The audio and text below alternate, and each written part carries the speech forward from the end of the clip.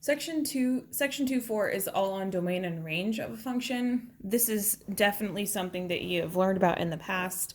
The only thing that could hang you up here is some unique graphs that you might come across. So I'm hopefully going to be able to teach you some tips and tricks for those types of graphs. So domain, all the x values.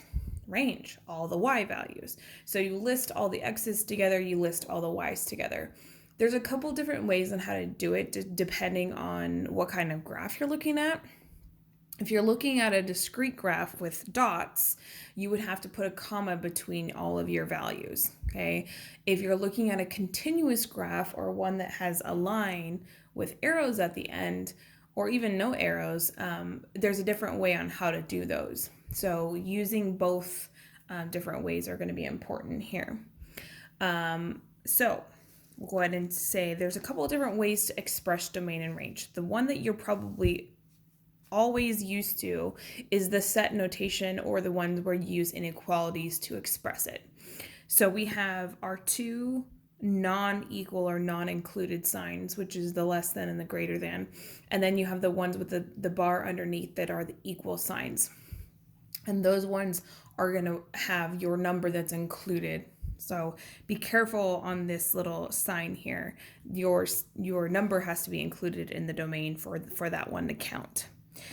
The one that you might not have seen here before is interval notation. And that just happens when you have a bracket that's known as a hard or a soft bracket, or you can say bracket or parentheses.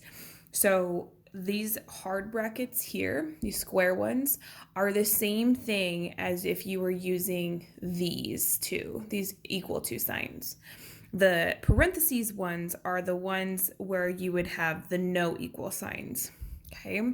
And a new one that they've started off using this year in our book are these brackets, or these square brackets that are facing the outside, which are the same as the parentheses. I just wanted to give you a heads up in case you see those, not to worry too much, because it means the same thing as the soft bracket parentheses.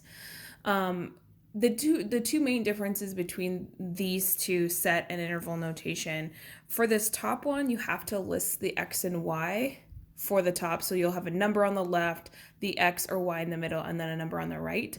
For these ones down here, you will just have your number, comma, the other number, and then maybe just like a list of a x or a domain out here to indicate which one is which.